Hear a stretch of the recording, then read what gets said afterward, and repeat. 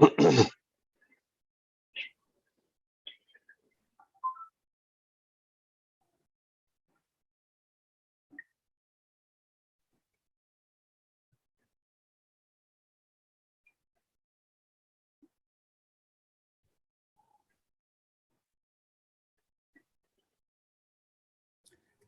and welcome.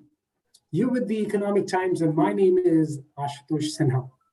Today, we'll be talking about leveraging new age enterprise workforce, brought to you by the DataTech Labs and the Economic Times. So let me explain first why this is so critical for tomorrow's businesses. You and whole host you as a viewer and whole host of other people around you, they've been witness to and a part of a tectonic change in the way the workforce is changing for enterprises. There's automation happening, digital technologies are changing, the skill sets needed to be part of the workforce, traditional job roles are evolving, and new technologies are, of course, transforming the way work is performed. And of course, making newer possibilities. It's opening up the doors and windows, so to say, for newer possibilities as well. But enterprises will continuously need to evolve and focus on reskilling and upskilling its workforce to survive and succeed in the post-pandemic era. Collaboration, metrics for productivity, and the very nature of the way work is delivered is undergoing a change, as we mentioned as well. So do employers drive it more than employees? Is technology helping solve the problem, or is it a permanent behavioral shift among the employees, given that technology is aiding, making it easier for them, making remote working possible, and a whole host of other issues? There are so many changes, as I mentioned, that are happening. So to talk about all of that and more, we have a very seasoned group of professionals here today. And let me introduce to them. Ina Bajwa, Global Head Learning and Development at Tata Communications. Pallavi Tyagi, Chief Human Resources Officer at Capgemini India. Dr. Urmi Chatterjee, Vice President HR at Honeywell APAC. Chaitali Mukherjee, Partner and Leader, People and Organization, PwC India. Amit Mehta, Head of AWS Training and Certification, India. And Dr. Amit Andre, the CEO of DataTech Labs. So they all are joining today. Thank you so much, ladies and gentlemen. And we'll talk over the next 90 minutes. But first, let me invite Chaitali Mukherjee to set the context of the massive changes that are happening and give us a sense of what are some of those key issues. Chaitali, over to you. Thank you, Ashutosh. Good afternoon, everyone, and absolute pleasure, to be on this conversation today and have this very interesting conversation going. Very simply, the way you actually put it, Ashutosh, was very interesting, right? You spoke about how the world has changed, and we are actually interested in talking about enterprise workforce. And this is a very, very important one that we actually want to start talking about. As I start off talking on this, so let me talk a little about my sources because sources are very important. As I consult with multiple clients across industries, it is about working with maybe 300 plus CHROs and CEOs over the last few months and maybe last 18 months to be precise, trying to understand what is the journey of organization in addition to what we have been experiencing as PwC globally as well as locally. But we also did a research last year. Around October, we last launched our report in partnership with NHRDN, where we had spoken about reimagining the new ecosystem and spoke about what are some of the big shifts. And it's a good time to actually look at the data because it's a year from there and what has actually changed. But before I get into that, I think the important two pieces that I'm hoping I can leave on the table before our August panel takes it up is the changes and challenges across the entire hire to retire life cycle and some of the reimagining enterprise workforce considerations. So let's try and understand what did we see, and I'm going to get all of them together. I think the whole talent acquisition, the journey before the pre-COVID era was very skill-focused conversations, assessments, and interviews, talent through generic sources.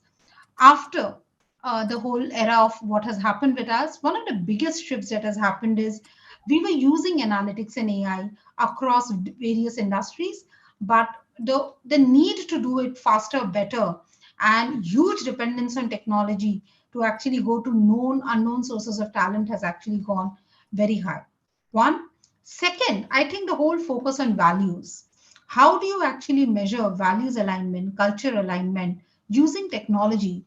Considering now I may not always have the option of meeting in person when I'm hiring in bulk.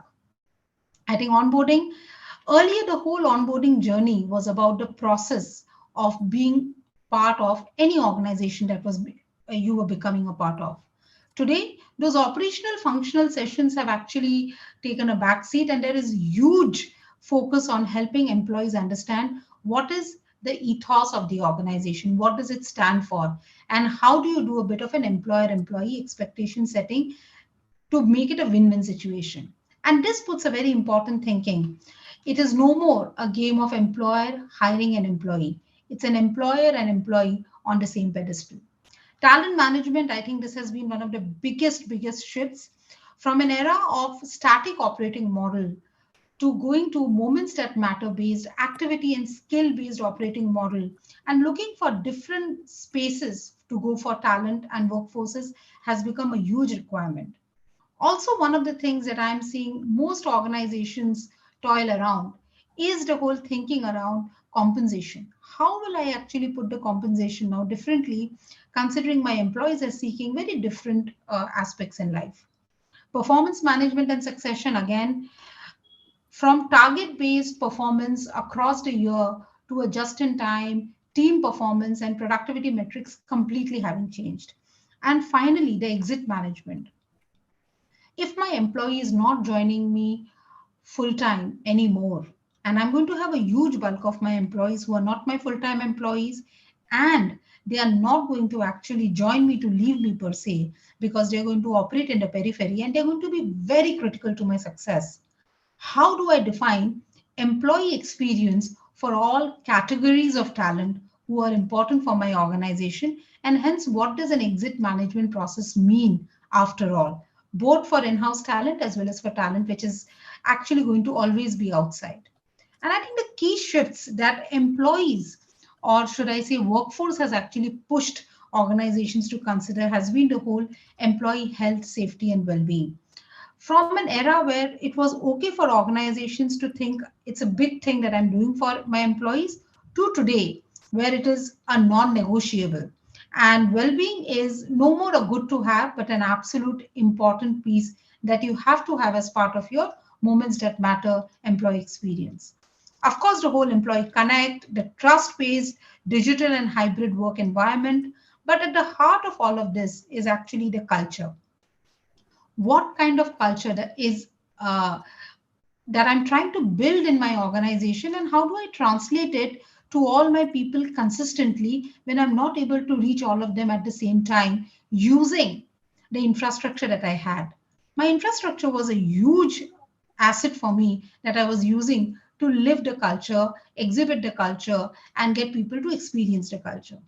And finally, the whole aspect of upskilling. Today, when employees want to choose what kind of upskilling they want, how does an organization make employees choose capability building that is important not just for them, but also for the organization? How do you get the organization and their individual purpose to align has become one of the biggest challenges. The way we are looking at some of these big shifts are work, of course, is actually getting majorly reconfigured. Automation has a role to play. But one of the biggest one is activity-based working and skill-based work. From the past, where organizations used to think of technology as a way to become faster, better, sharper, today organizations are thinking of technology as a means to completely redefine what work I'm doing in the first place, and even if that work is required. So many clients we spoke with spoke about how they realized there were pieces of work that they were doing and nobody missed not doing that work actually. Of course, I spoke about workforce remodel, the dynamic distributed workforce, wider tool, talent pool, and how do you actually get everybody aligned? And finally, the workplace. Will I have all digital? Will I have all hybrid? Will I have all at the office? Or will it be a combination of those? What would that mean in terms of choices that I make? And what should my workplace stand for? Should it be a center of innovation and learning alone? Or should it be center of innovation, getting teams together and learning? And organizations are doing a lot of these conversations. What we came out about 18 months back was the three big shifts that organizations need to consider, which was reconfiguring the operating model, re-looking at the capability index, and re-looking at what is the kind of culture organizations need to build. Quite interestingly, in the 18 months, each of these have become even more true. So, what are these three which we could actually consider as we think of workforce shifts that are happening? Never ever would you ever look at an operating model and in an operating model talk about engagement. The future operating models are not only going to be dynamic in nature, but they are going to be a combination of thinking of the delivery model, thinking of productivity, but also thinking of engagement. And that to me is a very important employee ask that has actually come up, and organizations can no more avoid it. Let's look at the next one. When I think of capability, earlier when organizations spoke about capability, the capability conversation was more around skills or technical competence. Today, when you're looking at capabilities, it's not just skills, typically functional skills, it's not just digital skills. There is a huge component of leadership skill which everybody needs to have across the spine. But most importantly, the two most important ones is the mindset. If I can't align my people, regardless of what kind of workforce model they are a part of, if I can't align their mindset to the organization's mindset, it will become a near impossibility to get them to deliver what the organization wants. And finally, the kind of relationships. If a talent does not know how to build, nurture relationships, when we will not have the environment of all being at the same place at the same point, it will become very, very difficult. We call it five in a box. And I think this is going to be one of the most important things that organizations and employees will need to transact between. And finally, the culture. So earlier, whenever we spoke to organizations, they spoke about engagement. Engagement today is very well understood as not just an outcome of what people are made to feel, but it's a combination of culture, which is what I see, feel, do without even realizing, and the experience that I'm landing for my people in an indifferent way. I think today organizations are so well connected that employees, even if they're coming as a gig to your organization, want to go and check out what is the experience that this organization gives and what is the culture that stands out.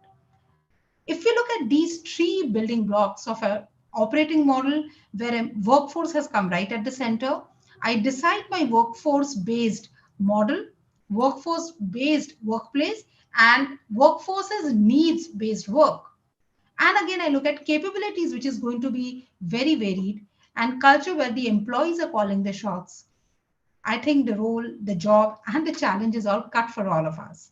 So I think on that note, I want to open it up back to you, Ashutosh, to take the conversation from here and get the conversation going. Thank you.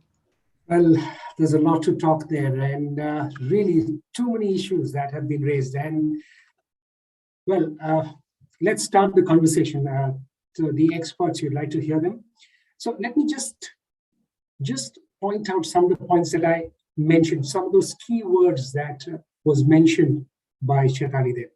HR processes, workplace, people, health and safety, technology, remote working, didn't refer to that, but hinted at that, values, and the word that it all boils down to, culture.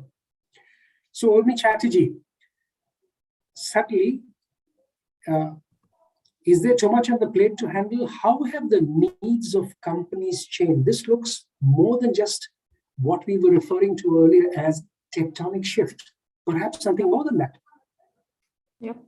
Absolutely, Ashutosh, and Chaitali covered a lot of it, which is today's reality. just engaging with your new workforce. People you have built relations over the years, it's slightly easier when you are completely virtual to be able to manage, right? But people who are coming into the workforce in the last 18 months, they don't know the organization to be proud of. They just don't know, what has happened, the history. They've not met the leaders. They've not felt the pulse of the organization. So absolutely a big shift, I would say. And as organizations, we have also, fairly, I would say, have been fairly agile to respond to it. Maybe it took us a quarter to figure out that when they're based different parts of India, sitting out of their hometowns and trying to still be a part of our organization, how do you connect to them? We have done a fantastic job of a virtual tour of the organization, so that when we are doing induction, we're very proud of our labs in the organization, especially the aerospace ones and, some of the, the process solutions ones. And you just don't get a feel of the organization and what technology you work with at Honeywell unless you see those labs with complicated machines and, things that you are building. So we came up with a virtual tour of it so that we can take people and show them, even though they are not here. And we're slowly coming back to work, and we're just hoping that that's a starting point for some of those people to come back and understand what have they got themselves into. Because like, we discussed, the starting point of engagement of an organization begins with the people, the leadership, the culture, what you see around you, right? Some of the ethos and the values. And I'm sure all organizations have responded to this fairly quickly. So the big changes that were mentioned. So one of the key words again there from Chaitali's point was operational function has taken a backseat. That's what I noted from what she was speaking.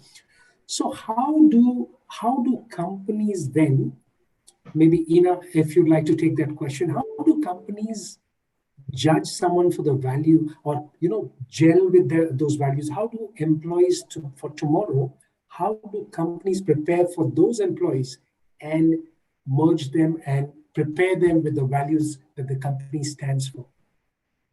Yeah, Ashutosh, I was coming in even on the earlier question because Sure. I wanted to weigh in a few thoughts there. So I think the pandemic actually has shined a spotlight on the long-standing issues that corporates have been facing, right? So I think most of the organizations across industries are witnessing great resignation, and it's actually we've read a lot of research that it is not really, it's an opportunity for organizations for greater traction. But I think in my point of view, it's also a showcase of employees that they are rejecting organizations and the old patterns of working and the old habits and mindsets, right? So their needs have changed and they expect a whole lot more from their leaders and from their organization. So, in Tata Communications, we've always believed that the role of a people manager is at the forefront of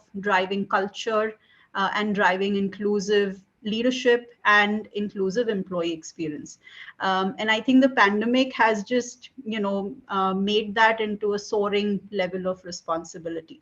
There's this whole conversation around psychological safety that we've been talking about, but I think it's just come to the forefront because you cannot drive inclusive leadership without providing that to your employees, of course, while managing the values alignment and the cultural alignment and making sure that they continue to perform while they are dealing with the exhaustive set of changes that they're going through.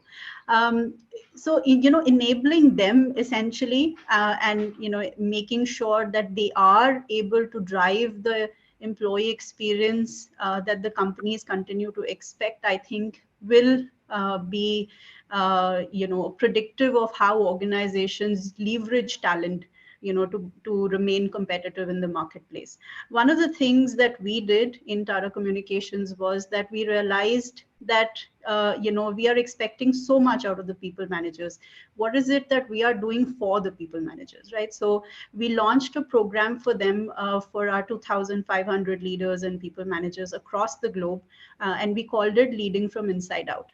So basically, it's not any of those normal programs that devise or talk about other skills of leadership, where it basically focuses on that how do you leverage your inner core so that you're able to use that as an authentic expression of your leadership and drive the outer impact. And we've got fantastic responses, and our engagement results have been fine. Of course, attrition continues to hit most of the organizations, but we feel that if we continue down this path, it'll see us good results. Okay, also let me, Chaitanya, before I come to you, just let me also take a reaction from Pallavi, because tech is one of the areas which was at the forefront of change, led, the industry also was helped because of the need, the very need of the industry. So, Pallavi, if you can give an input on how it has been a challenge for you, and everyone's also talking about the war for talent. So, in these times, how are you balancing between the two? Ashutosh, hi, thanks for the question. And not surprising, I get the talent demand and supply question. Well, of all the tech companies, about half the cost is, of the half the cost of revenue is talent. So is the cost of people. Yeah. So, well, there are many ways that one can look at the war of talent, which is happening across industries, across the world, and look at how one balances out the two. And I'll talk about the supply side and how we could look at, how we have looked at Capgemini. So one of the pool of talent that we have looked at tapping is the alumni community, right? And these are colleagues who've been with Capgemini, know Capgemini, and it improves our employer branding. And it also gives us that diverse and a more increased scope of talent pool.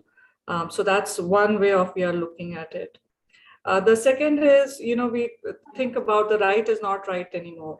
So here what we are saying is that we all know that we need to hire for a role, and that is something that Chaitali also brought out in her address. But what is that right that one is looking for, right? So we've spoken about being aligned with values, etc., by our previous esteemed panelists. But it is also about not looking at focusing one's search on just a particular skill set. And one could look at hiring a particular skill set, for instance, and then looking at taking through a learning and development journey, which would then fulfill the requirement of a role that one might have. The third is one can look at investing early. And that's another way of looking at talent available, which is not, again, coming back to not the, is about necessarily skilled with what the organization needs are. And then you have in-house training, upskilling. We also tie up with our partner firms. We also are partnering with universities to helping build curriculum that would kind of look at providing the talent that we might need at Capgemini. And last but not the least is build versus buy, where the shortage of talent supply could be provided by just building our own internal talent pool. So that's the first thing that we look at, right? So we are looking at providing our colleagues the resources, the guidance to skill and upskill themselves, so that we are providing them the career opportunities that they are seeking, the career progression that they are seeking. So it's always for us internal first, and then looking at external. And as you rightly mentioned, technology is a primary facilitator in all of this. So one can look at borderless hiring, one can look at upskilling employees in a hybrid setup. Technology ensures accessibility, consistency of employee experience, and also security. And it, of course, when we are looking at hiring, it also helps removes any biases that might come in. And that's how we are looking at the talent of demand and supply and taking it forward. Okay, Pallavi, sorry, Chaitanya, if you can make your brief point, and then we go to Amit, both the Amits. We have two Amits today. So yeah, I think the only one I wanted to say on the point, Ina, you made, the burden for leadership has become profound. And there is so much expected to get things right for the workforce by managers. And managers are actually feeling themselves to be the most important link, but also the most troubled link. And organizations need to appreciate, understand, because my conduit to my workforce is my manager. And what are we doing about that? So I think that was a very important one that you did point out, and I just wanted to call it out. Okay, Amit Mehta, your point about how technology is aiding better connectivity, better possibilities. If you can share a little bit on that first, and then we, of course, get to the other specific points as well. Yeah, sure, Ashutosh. So I think I'm going to talk to what Chaitanya referred to, in a five in a box, the digital and the functional skills. So if you really see, the post-pandemic world has accelerated the digitization initiatives of all organizations, because there's no way you can serve, if at all anything the pandemic has taught us, you need to digitize faster. And that's now, just in terms of priority as per an IDC report, just priority number one or number two in any of the boardroom discussions. So the question then is, if digitization is the way to go, and that's number one priority, where is the skill with respect to that? And if you just see with respect to India also, India wanting to become $1 trillion digital economy by 2025, and the pandemic accelerating it. So we had some interesting findings from a research we did as it relates to digital skills. The first one was only 12% of India's workforce is digitally skilled. The number of people who are required to be digitally skilled is going to grow 9 times by 2025. And the 5 top digital skills that are required are cloud architecting and design, because cloud is one of the key technologies for you to deliver digitization. Cloud architecting and design, software operations and support, because the number of applications and softwares you're rolling out in customer delivery and experience is huge. The third one is around cyber security. The fourth one is, we talked about data. Data is number 2 or number 1 on the boardroom priorities. Leveraging AI and data and large scale data modeling for making better decisions is number 1 or number 2. And then you have mobile application development and web application development. So these 5 skills, of these, cloud architecting is right now growing as the fastest CAGR of about 34%. So in respect to digital skills, I think that's what is really required. And for us, our initiatives are aligned to how do we quickly try and bridge that skill gap, because our ecosystem was not just producing enough talent for the industry to absorb. And the industry suddenly realized that their plans, which were spanning years and quarters, now need to be compressed to days and weeks. And that's where the effort of AWS, for instance, in the industry, is how do we really compress that cycle. And so that's the digital skill. Specific to the technology that you mentioned, the piece, again, this is the piece that Chaitanya alluded to. How do you take the manual tasks and activities of a job and automate that? So the role of automation AI in that space is something that, across segments and industries is something that we're working on and enabling our customers to do that, and move the other pieces of the puzzle to more productive elements of the job, which is innovation, which is really, writing new code faster and better. And then, the point that we talked about, in the new environment, we were onboarding employees in the virtual world. So suddenly, if remote working or hybrid working is going to be the need of the hour, and that's going to be the case in the foreseeable future, how do you ensure that you have that good collective experience from a technology derivative standpoint and just a simulation of the new workforce? Mm-hmm. Okay, Amit, Andre, while technology may be enabling it, the big issue comes about that culture and about that feeling when you work for a particular brand. How does technology enable that? And what is the possibility? Ultimately, people relate to a culture, a way of working. Probably they still don't relate to devices and machines as much. Absolutely right, Ashutosh. And that's where I was also trying to come in. Here, as we all are speaking about workforce development, digital skills, there are 3 important factors which every organization these days has to consider, which basically are people, in the organization, around the organization, processes in the organization and around the organization, and technology, which is in the organization, around the organization. Now, the change or the shift which probably have to be considered and implemented is the experience which is given while upskilling on these three pillars.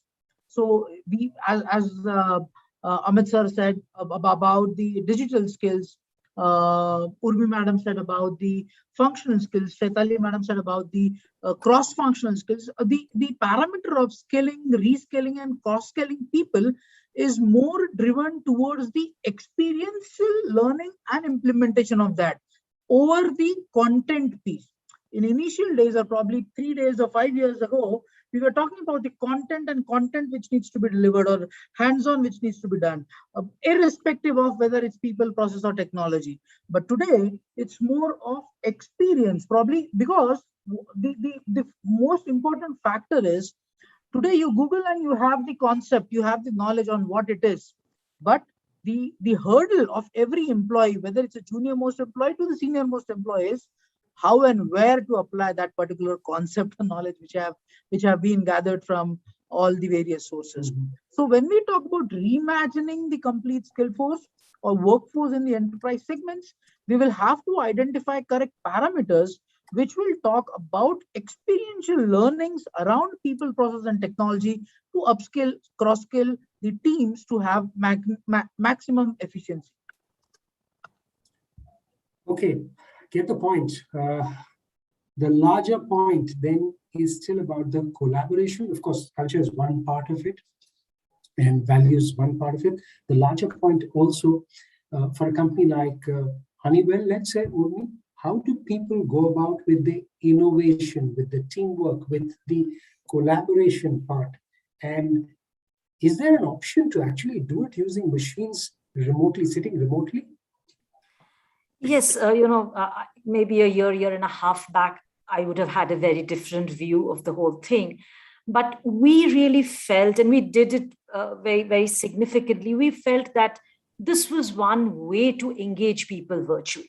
And we actually used innovation as one of the biggest muscles to engage and bring people together. So even today morning, I was remotely in a panel for one of the particular businesses within Honeywell, where they had done a virtual contest. A huge number of ideas were submitted by employees virtually. And then, they had selected 270 and the top 10 were getting presented with a group of panelists. We were all virtual. But what we did during this period was the problem statements, from the kind of technologies Honeywell offers started, people started coming up with new problem statements. So we spoke a lot about connected buildings and connected aircrafts as a part of our technologies. We started talking about safety, right? We started talking about a lot more about where do employees feel more safe. And in a multiple of the idea contests that we had in the 1 year, number of amazing ideas have come up. So to your question, Ashutosh, it's that we are able to engage people, ideas are coming in because the market needs have changed, and that's giving some space for new ideas to come in. Virtually, people are engaging, and the role of the manager has become huge because they're bringing everybody together to get it. But now is the time, maybe we are also feeling that in spite of having those ideas to really get them to products that we need to deliver to the markets, it's time that certain parts of the population need to be back, right? So they need to be in person there and collaborate a little more. To be able to really deliver what as ideas we found them to be extremely innovative. So we always, throughout the period, Ashutosh, we always had 10 to 15% of our population throughout in our premises, because that's the kind of a work they required to do. We rotated the kind of the people who could come, but we always had 15% of the people present because otherwise work wouldn't have got done. We are slowly increasing it just to get back the whole collaboration piece of it to be able to come back. So we are expecting that to go up, but we really did have a pleasant surprise that people could still come up with a lot more innovative products and ideas, even not being present physically in the organization. Amit Mehta, so I'll come back to that point again Chaitali made, and Chaitali's probably raised quite a few interesting points throughout that conversation of hers, her presentation. The words again she used was operational function has taken a backseat. How is it getting back to normal, and how are people getting ready for that? Maybe over the next 12 to 18 months or even 24 months? How are they preparing for it? Is that for me, Ashutosh? Yeah. Okay, so, a number of things have happened, just from a operations standpoint. If you see what's happened is post-pandemic, one of the things that happened is that the physical density of labor workforce in an environment is now going to be determined as to what technology options you're going to be, deploying.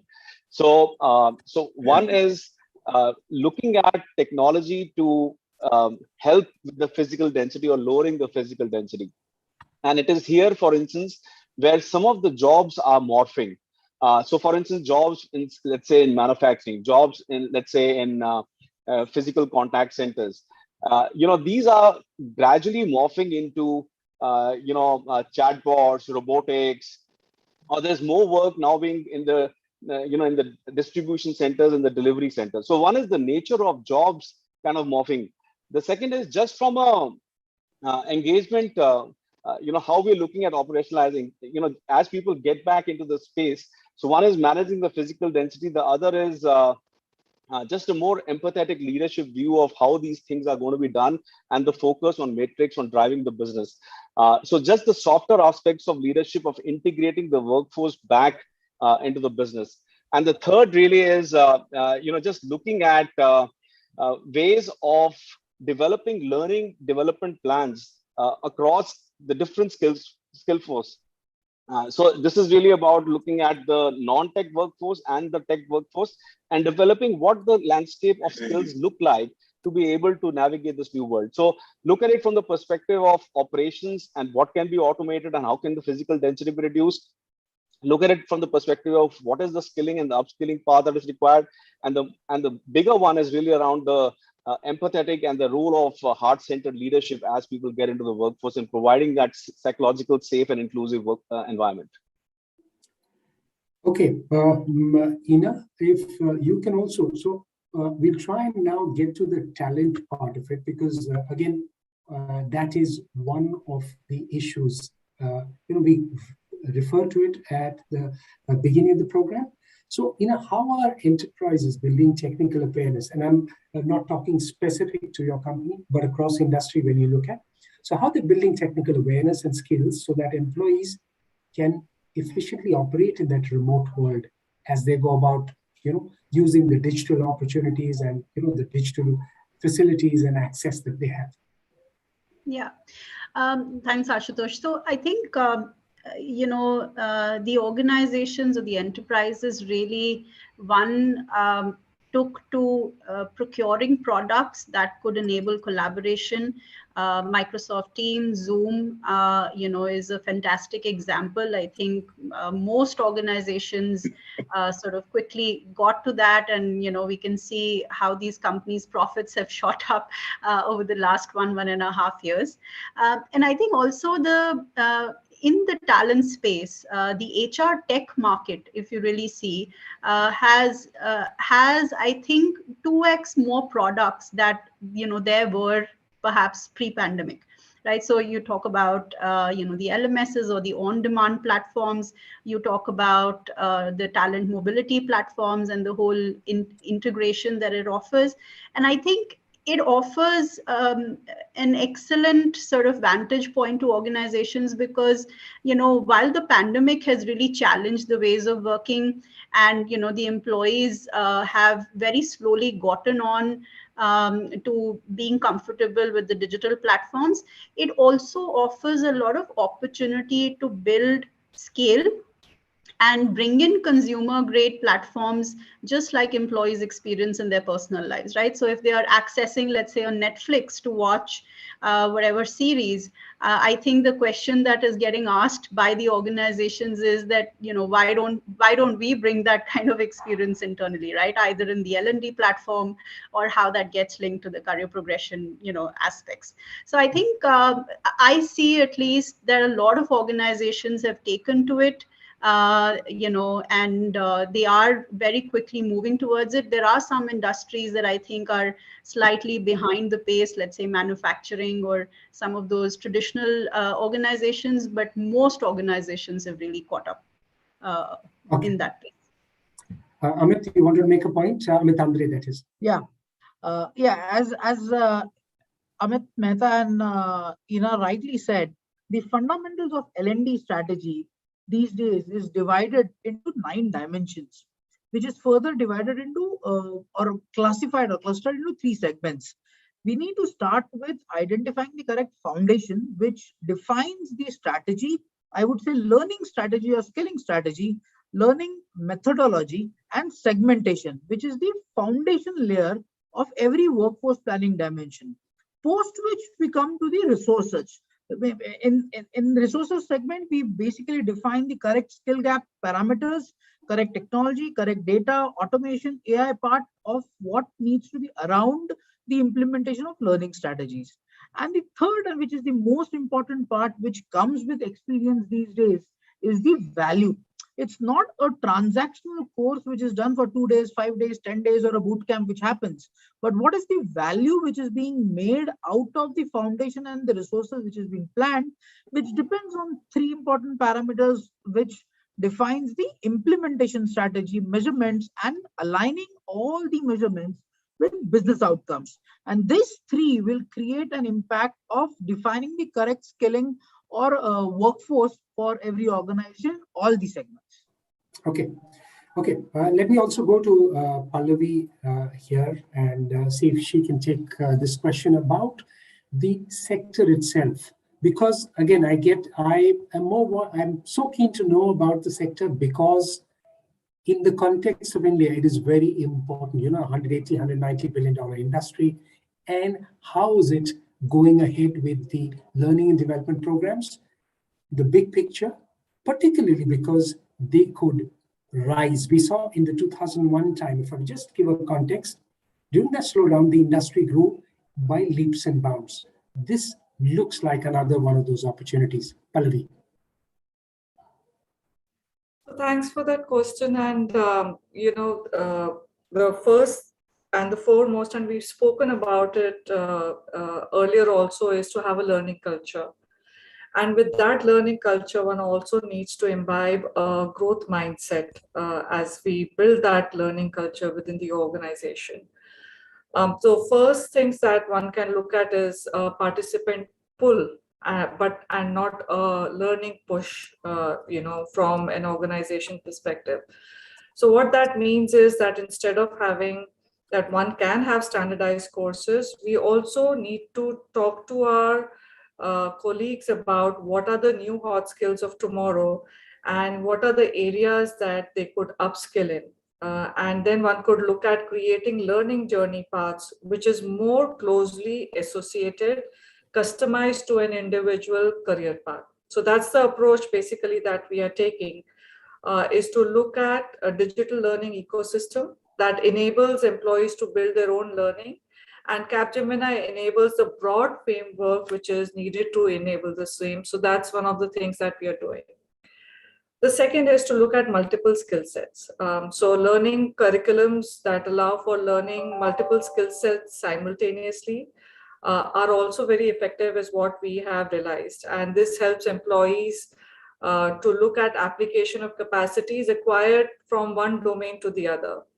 And this includes whether it is technology, it's soft skills, or it is domain or industry knowledge, role-specific skills.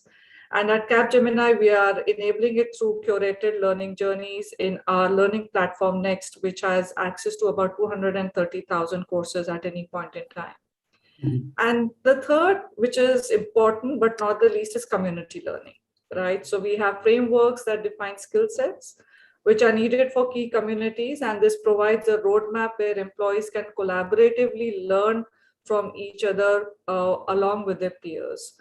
So we have at Capgemini matured communities like the architect community. We have a millennial garage, Ashutosh.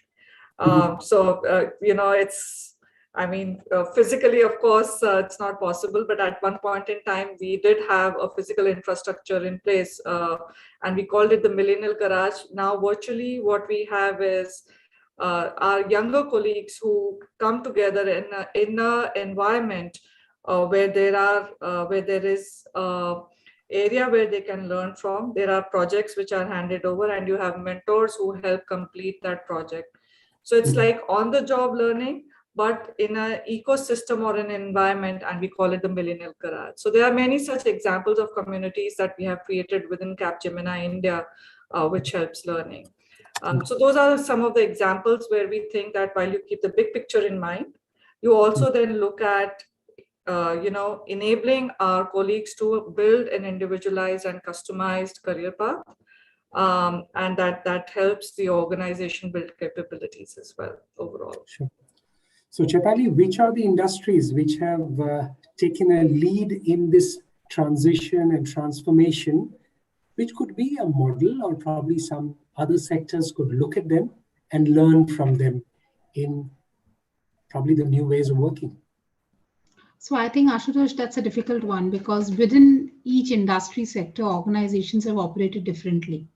Mm-hmm. Having said that, I think if I think of the needle movement by industry, I think the maximum needle movement happened in the manufacturing sector, because the manufacturing sector had a certain view of nothing can happen outside the workplace.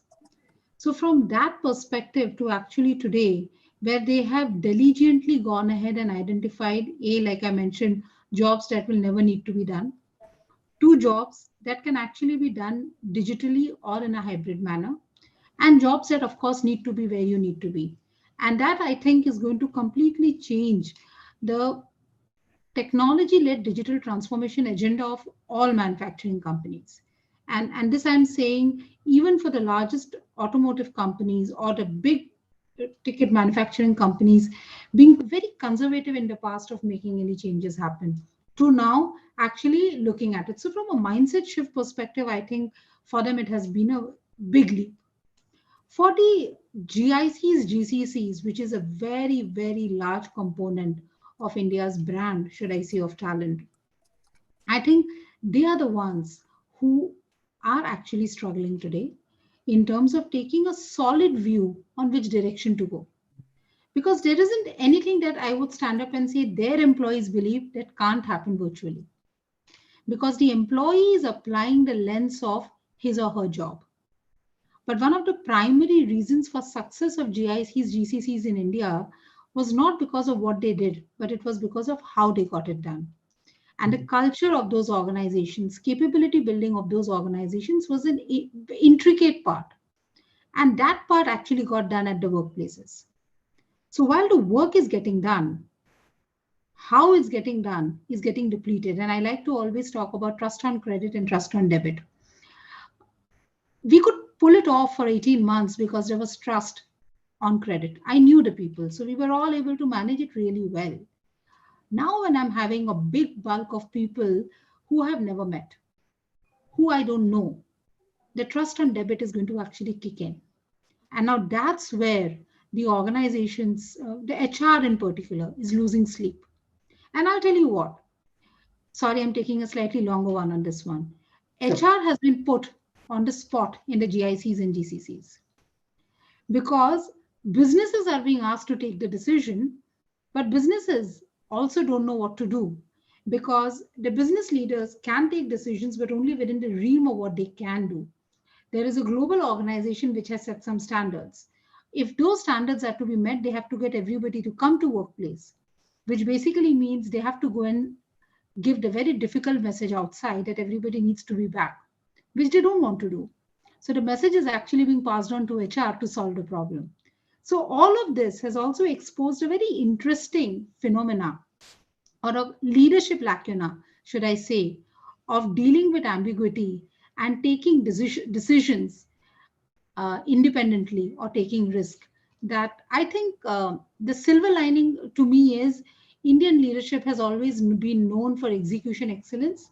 In another 18 months, Indian leadership will actually cross the line on amazing ambiguity management if they can come out of this situation of going ahead, taking the call, making it happen. Employees are holding organizations to ransom, and organizations will have to take a call. Wow, tough words, tough words. But unfortunately, that looks like a reality as well. Pallavi, if I can just come to you on broadly that point, as well as, because again, the industry worked through the difficult times. I know the kind of, and everyone's aware of the kind of effort that was made to get people to work from home and meet some of the needs for global markets. How are some of those issues that Pallavi again raised, Chaitali again raised, how are some of those issues being addressed? Are they being addressed enough? So working from home when the pandemic happened was a quick turnaround for us, right? In terms of we already had work from home policies. So it was not new to us, Ashutosh, in terms of what are the support that is required, whether it's from an infrastructure perspective, cybersecurity perspective, from delivering business results. Of course, moving our employee base towards totally virtual was what we focused on. But more important than that was the health and safety of our employees. And that was our primary priority. We looked at because people are at the heart of the work that we do, and we believe in people first philosophy within the organization. So whatever we do is definitely put under the umbrella of what is the health and safety requirement that we need to keep first for our employees, and then we take decisions. And that is what we have always focused on. And of course, it became a much, much bigger focus. In fact, happiness and well-being became a very important part of the HR agenda in 2020 and continues to be so even now. There are various initiatives that we have taken. We put it under the broader ambit of happiness and well-being, right? So health and well-being, of course, being the primary need, but also how do we look at taking it forward from health and well-being to happiness and well-being, and we put it under the umbrella of diversity and inclusion overall. And we've conducted many such, not only sessions and workshops, but we also had inner learning circles where employees could come in a controlled environment of being supported by trained psychologists and talk about what they were going through at any point in time. We've also had many wellness sessions, which I'm sure many organizations did as well, which was extremely well received and participated. So those are some of the actions that we continue to keep taking. But again, as I said, for us, the health and well-being of our employees is absolutely core and comes first. So true for all companies, I'd imagine. But Pallavi, I also understand that you have to leave, something urgent. So we won't hold you back. And thank you so much. Despite your pressing time, you could take out the time to be with us for this conversation. Thank you again once for inviting me, and thank you for such a wonderful discussion. Thanks, Ashutosh. Thank you so much, and we'll catch you again. Thank you. Bye-bye. Okay, we have some questions coming in, and let's go to those questions. Let's see if we have Sahil Nair who's joining us to ask that question. And I'm sure Chaitali, you've raised some points that have got people's minds, got into people's minds. Sahil, if we can have you on camera, if you would like to ask the question. Okay, so let's wait while he finishes. We can try and get him in just a couple of minutes and ask him what he has to say as well. Meanwhile, since we're talking of the learning and development, what are some of those gaps that you see, Amit Mehta, which need immediate attention? Okay, Sahil is here. Sahil, would you like to ask your question, please? Sure, Ashutosh. I hope I'm audible. Yes, you are. Fantastic. Very, very good afternoon to everyone. Nice to hear you guys. I think it was a very, very interesting panel. Great deliberation of thoughts. and I'd put my question on the Q&A, but I'm happy to just play it out to everyone. I think we spent a good amount of time talking through and discussing about the great resignation, what I typically call as the perfect storm, right? We had wave one. Oops, we can't hear you, Sahil. If you can ask the question, please.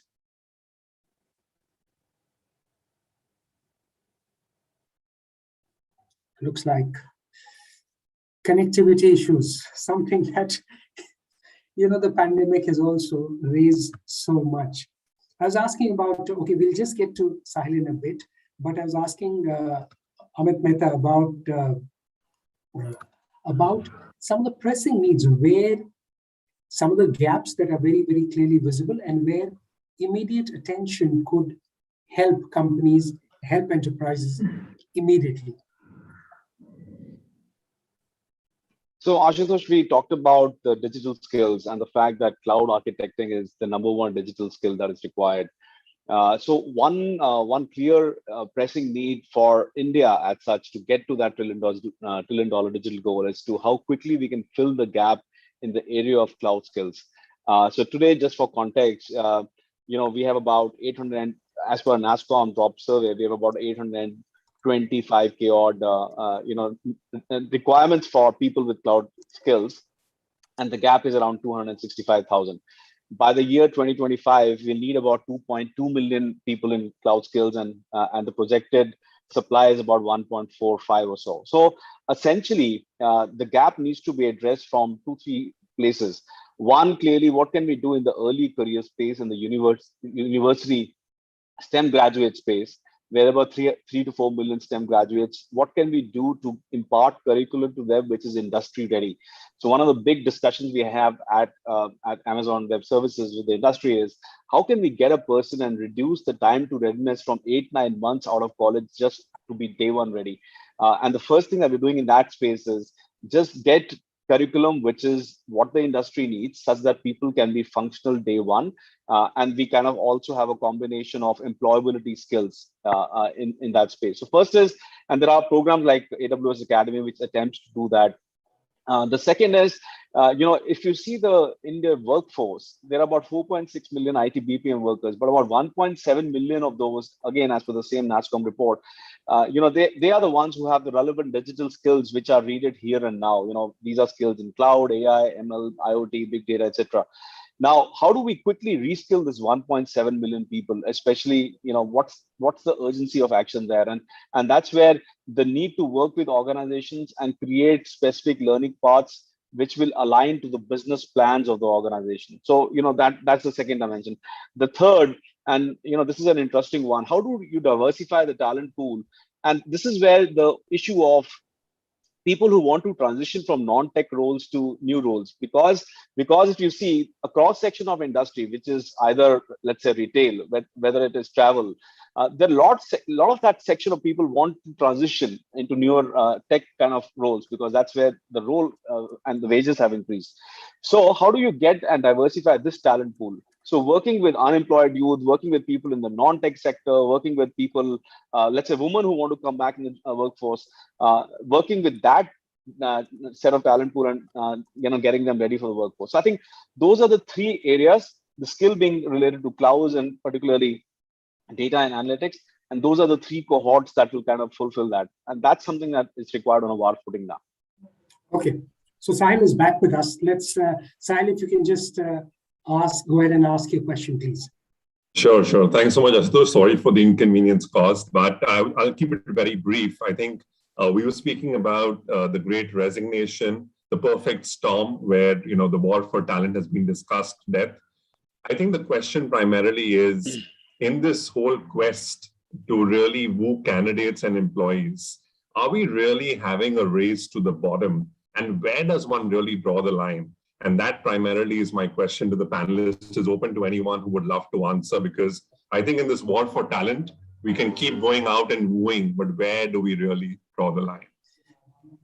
Urmi Chatterjee, would you like to take that question, please?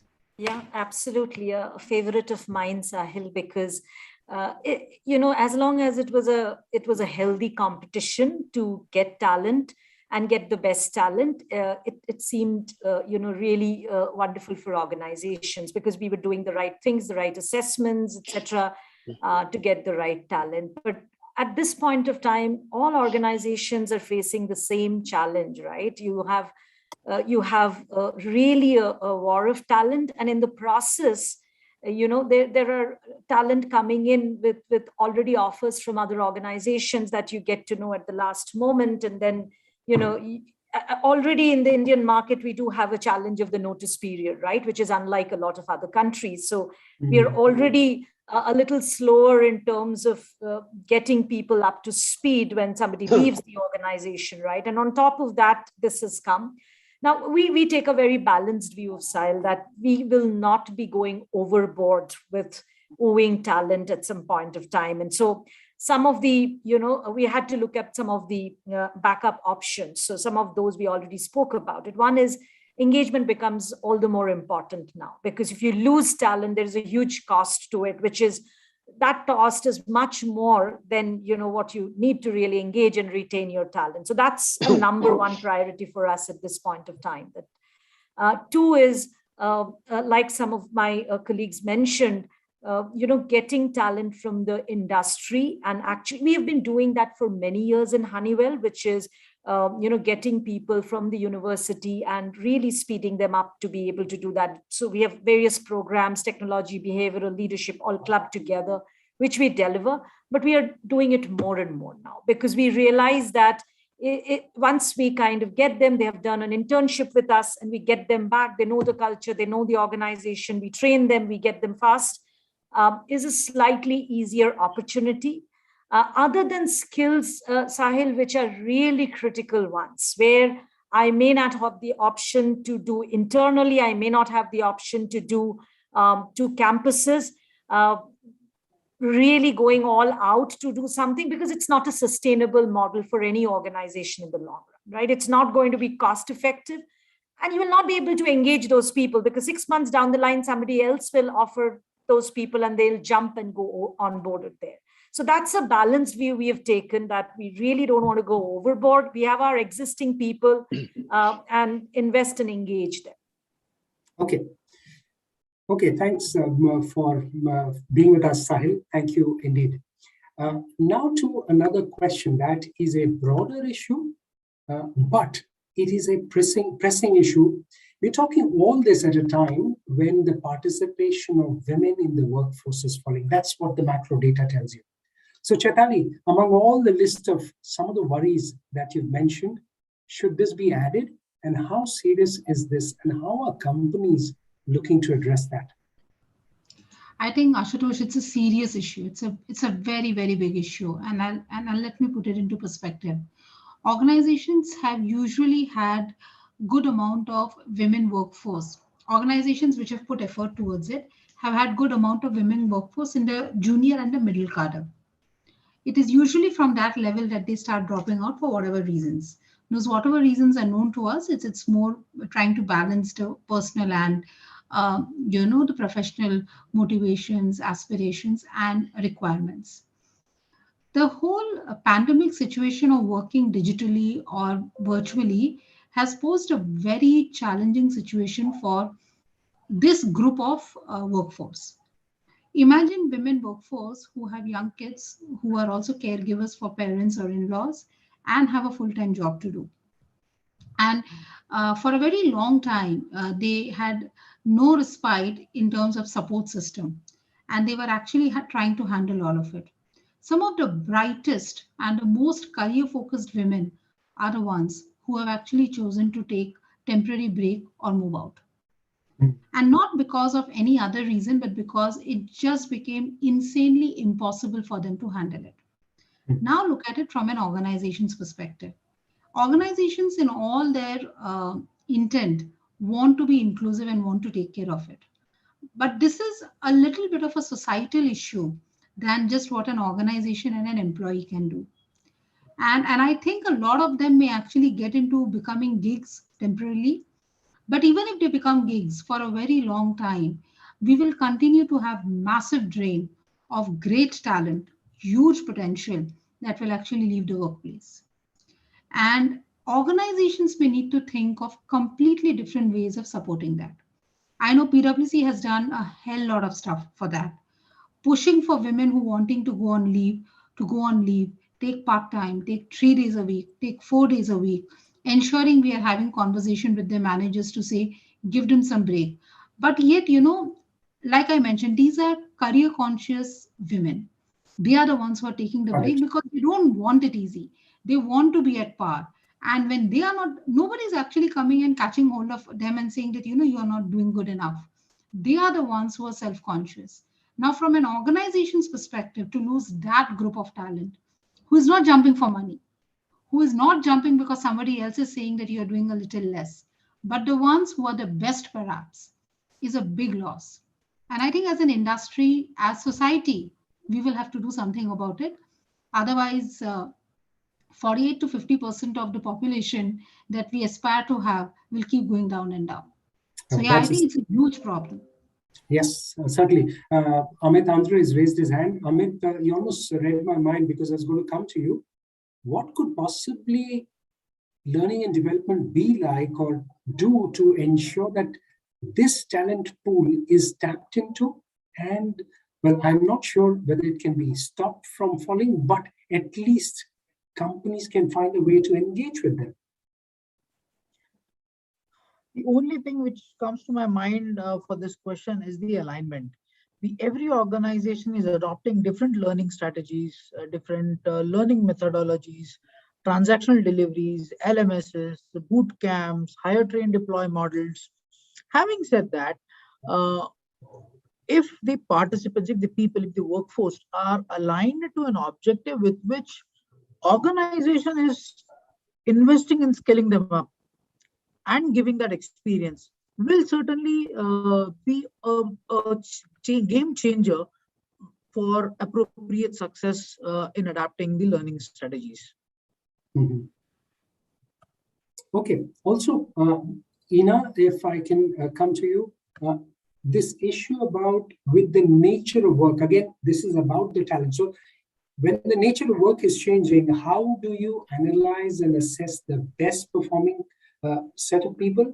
And this changing demand, because this is the target is constantly changing, how do you keep them motivated to keep learning and moving ahead? What can be done?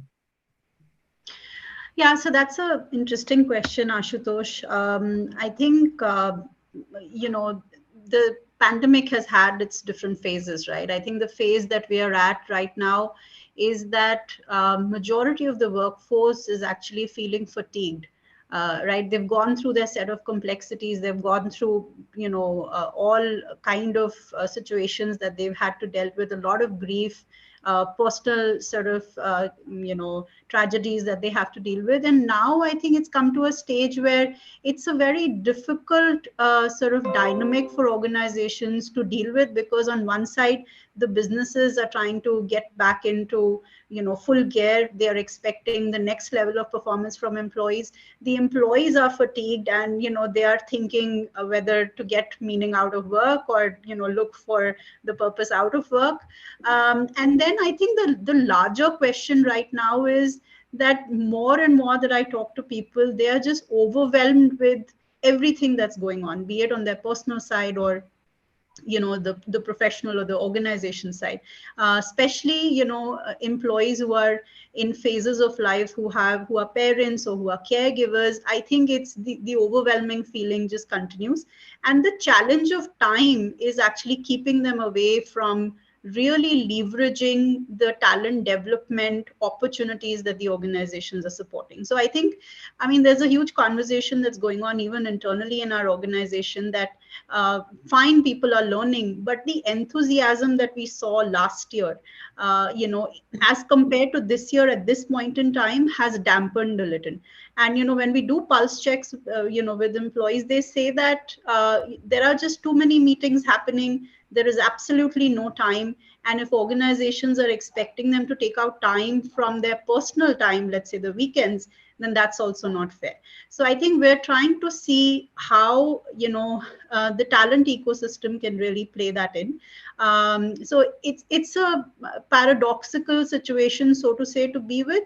And I think one of the things that we've sort of tried to sort of deal with it in a way is that we've tried to reinforce our leadership signatures or the culture aspect of it, because more and more that we started talking to people, we realized that they are questioning the basis of why they are going through what they're going through, right? So the only way out of that whole equation is if we are able to give them that sense of why. Why is it that sense of belonging? Why is it that they're a part of the organization? Why is it that they're putting in discretionary effort? Why is it that, amongst all of the things happening, they have to prioritize development? We've just started those conversations, and we're just hoping that that pays out. But, it's really, a juggle between a lot of trials and errors, essentially. Uphill battle, that's what it appears like. Amit Mehta, so what can companies do to have that culture of learning? And again, the context is so stark in everyone's faces that it's a tough time where you just about everyone in the family and around you seems to be on some kind of a screen. Yeah, I think first is recognition of the fact, listen, the world has changed, and the fact that the kind of skills that are going to be required in the foreseeable future are going to be very different. And any learning and development intervention which is point in time won't work. So I think first is just level setting and going back to the business leaders and the leadership across the board as to, first of all, what's the business going to do, and what are the implications of the new normal for the business, and therefore what are the kind of skill sets that the company requires across the board. I think that's really the starting point. Any learning intervention in the absence of that is going to be short-lived. Then I think that's where the participation of the line of business and the learning team and the technology team comes in, which says, okay, this is the landscape of skills that we need, because skills are going to get morphed. Interestingly, McKinsey came up with the research which said, listen, they're going to be like 100 million people who are going to have transitioned into newer occupations by 2030. And a lot of people are actually going to move away from the low scale, low wage environment into high skill just by virtue of the digitization effort. So I think that essentially means that the organization sits down, listen, what's the skill landscape that we require? Once we establish the skill landscape, then I think it's really going ahead and deploying what the learning need assessment is across different roles, different types, and then deploy that in a manner which is functional and which actually ensures that something gets done at the end of it, which means it's a combination of self-paced, self-learning kind of digital models, plus instructor-led interventions with on-the-job, hands-on lab kind of experiences. So as we speak to the largest companies, and that then becomes a perpetual way of learning, because once you do digitization, or once you take that path of digitization, you will solve one business problem today, but that will morph into a different opportunity 12 months from now, which will require a different set of skills. So unless you have that perpetual learning environment which keeps the running, learning engine humming and drumming, you will keep hitting the roof again and again. So I think that continuous learning environment therefore becomes critical. Again, ties down to business goals and your learning plans related to those goals.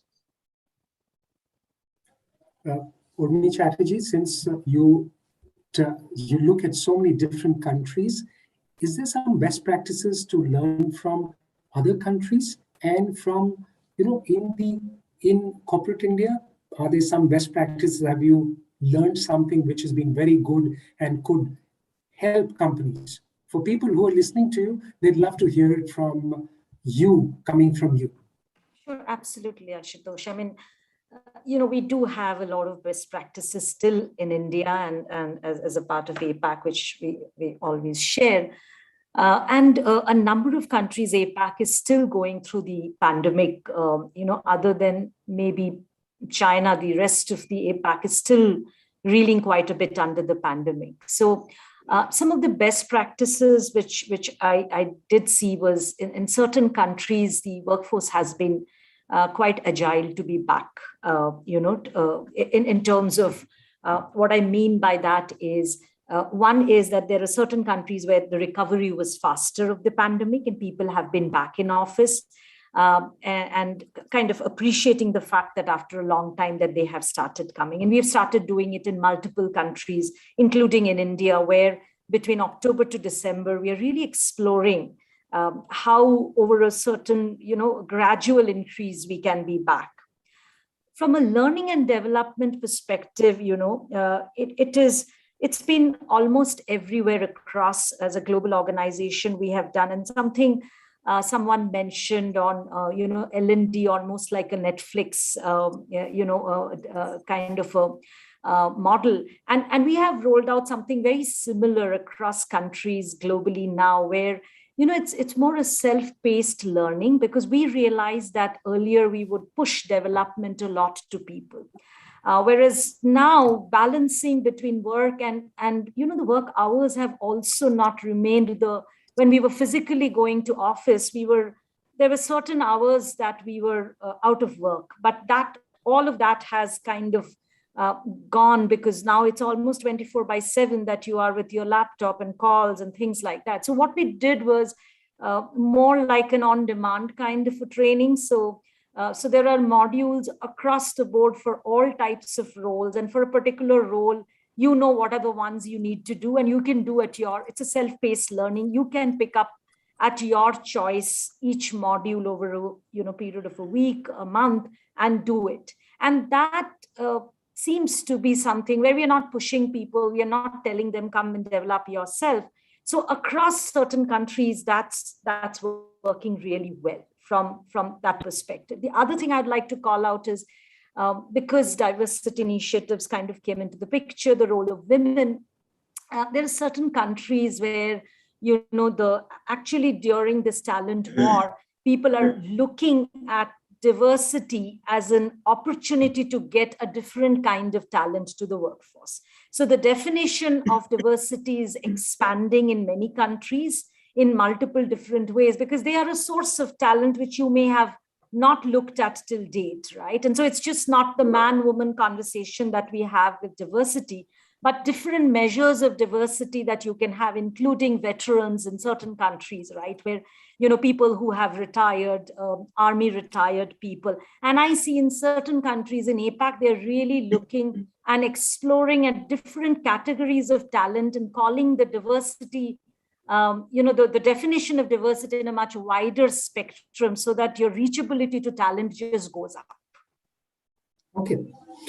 Chaitali, since you raised, I'm still reeling under all the issues that you've raised, really. But on a serious note, since you raised some of those issues, what could be some possible short-term solutions and some right steps that companies need to take to maybe ensure that some of these problems don't stare them in the face too much?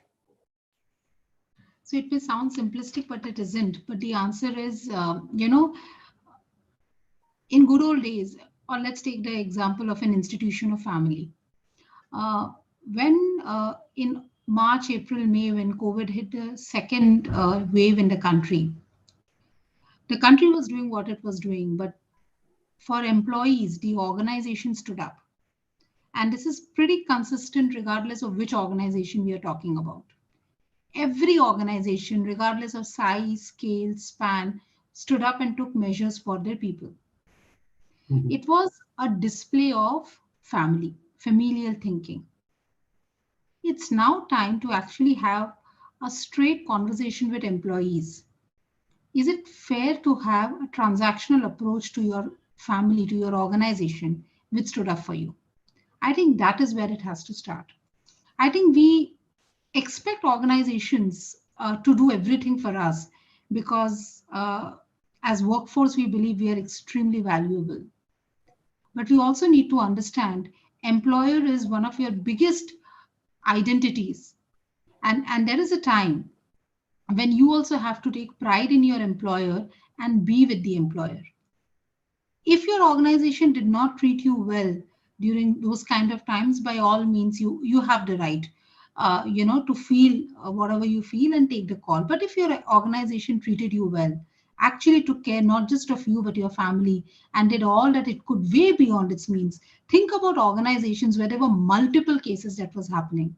What pains me, Ashutosh, is immediately after that scenario, human beings have a very short-term memory. We are talking about great resignation and the layoff and all that is happening. Most organizations, global organizations, are talking about this whole 30-40% increase and the impact of that on the paycheck component of the P&L for organizations. And the impact of that on India being viewed as a country which can actually continuously attract good talent at the right price. So eventually, it will come and hit off the employees as well if they don't think organization purpose along with individual purpose. We all have the right as individuals to think about what's right for me, but also caring a little about the organization. So I think it's a two-way street that we may need to do. What can organizations do? Have a very open conversation. If employees are talking about well-being, an important part of well-being is trusting conversation. So if an employee actually comes and puts that paper on the table, have a conversation and say, did the organization take care of you? I think there is no other short-term solution to that. Got it. Gets back to some of the management reading where the organization goals to become your own goals. Just makes me think of that. Let's just take some more questions that have come in. And this one comes from Jasmeet Singh. And I'll just read out the question that Jasmeet has written. Since offices are being opened in a hybrid way, where some of the manpower is physically present and remaining are working remotely, which is becoming another challenge for managers to manage the workforce. So his broad question is, what is the best way to deal with it? Ina, would you like to take that question?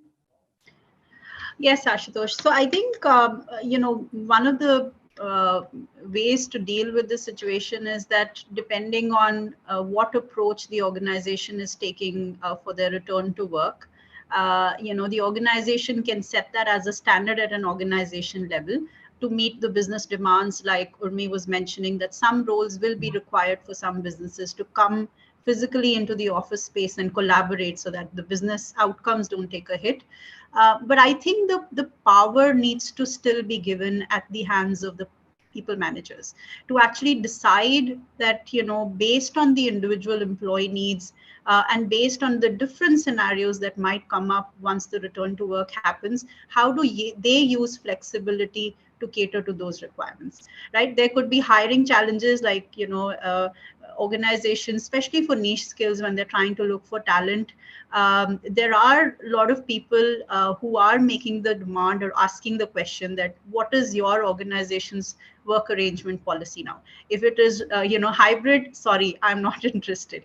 I want to work from home. In that context, it's really, it depends on the leader or the people manager to take a decision that do they want to put hybrid work arrangement on the top, or do they actually value the skill that they're trying to get into the organization?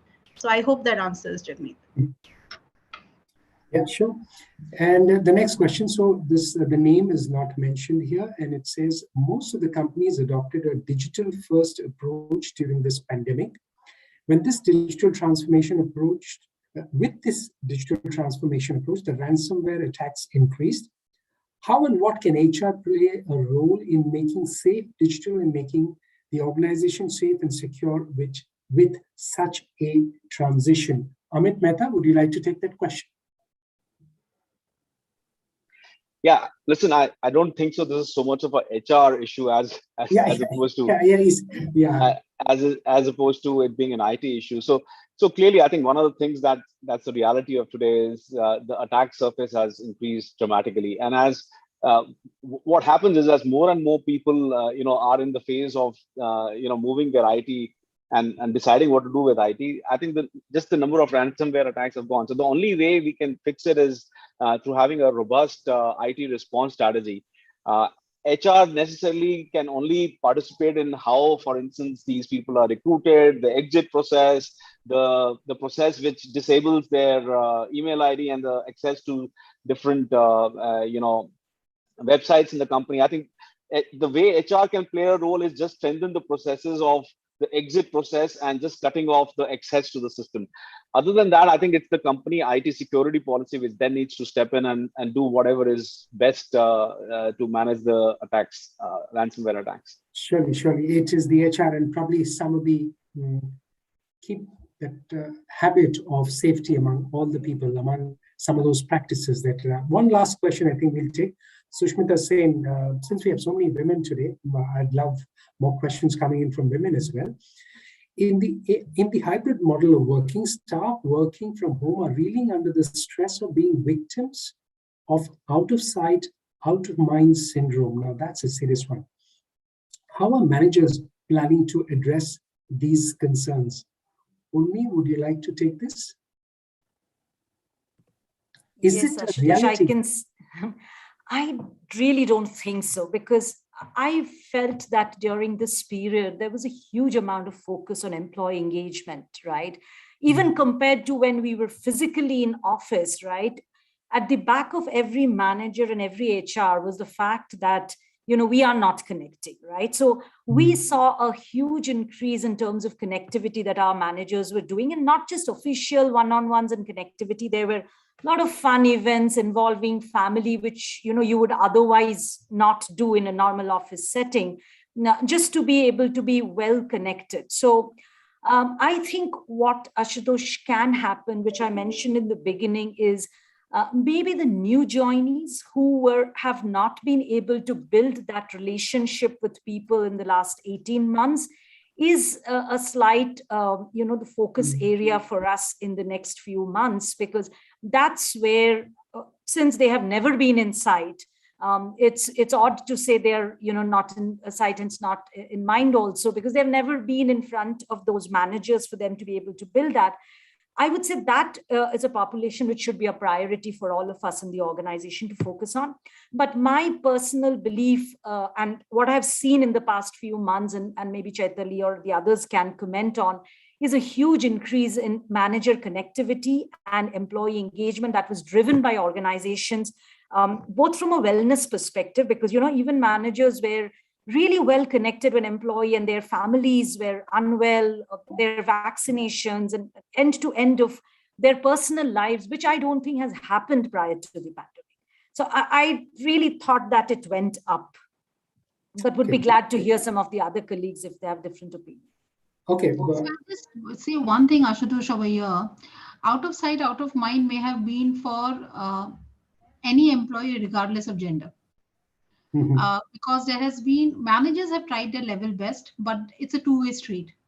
And because it is a two-way street, if after a certain point it's not happening with one employee, in exceptional cases, if that is the one, then I don't know. But usually, if it's a two-way street and you keep the street open, then regardless of gender, it will be an open one. Absolutely. Okay. So we've almost run out of time for this conversation. Such a serious issue, so many issues raised. Amit, Andre, can I request you for a vote of thanks, please? Certainly. Thanks, Ashutosh. I would. It's absolutely a very serious topic. Having said that, it's very important that each one of us is evaluating it with a lot of dedication, a lot of perseverance, and a lot of solution-based approach, and that's fantastic. I would really like to thank everybody, Urmi, Ina, Chaitali, Pallavi, Amit, all of you, Ashutosh, and the entire team who has taken out time and instigated thoughts in all the audience on what would be the pathway or direction to think of to overcome few of these challenges, which are day-to-day challenges for each one of us. Thank you very much. Thank you so much, Amit, for those words. And thank you, everyone, for taking out the time for this, which has been something so critical. And I think I just need to go back and read about the issues that Chaitali raised. Trust me, Chaitali, you've stirred something in my mind. And indeed, listening to everyone has been absolutely fantastic. Thank you, everyone, for being with us today, and look forward to you being on the Economic Times very soon again. Thank you. Thanks, everyone. Thank you.